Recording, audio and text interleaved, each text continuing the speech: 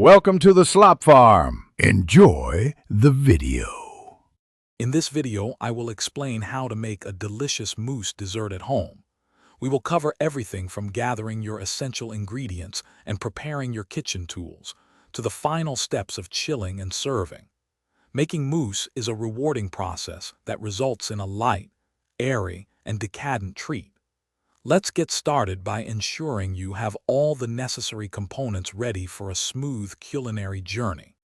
First, let's create the rich base for our mousse. Begin by gently melting about 100 grams of your favorite chocolate over a double boiler, ensuring it doesn't burn. While that's melting, separate 4 large eggs, keeping the yolks for our mixture. Whisk these egg yolks with approximately 50 grams of sugar until they become pale and creamy. Finally, carefully fold the melted chocolate into this creamy egg yolk mixture until it is beautifully combined and smooth. Now for the magic that gives mousse its signature airy texture. In a clean bowl, whip 200 milliliters of cold, heavy cream until it forms soft, luscious peaks.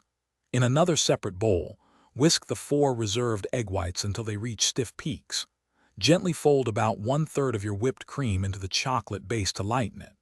Then, carefully fold in the remaining whipped cream, followed by the stiff egg whites, being careful not to deflate the air. Almost there. Once your mousse mixture is perfectly airy, spoon it into individual serving dishes, glasses, or a large bowl. Now comes the hardest part, patience. You'll need to chill your mousse in the refrigerator for at least 4 hours or preferably overnight to allow it to properly set and develop its full flavor.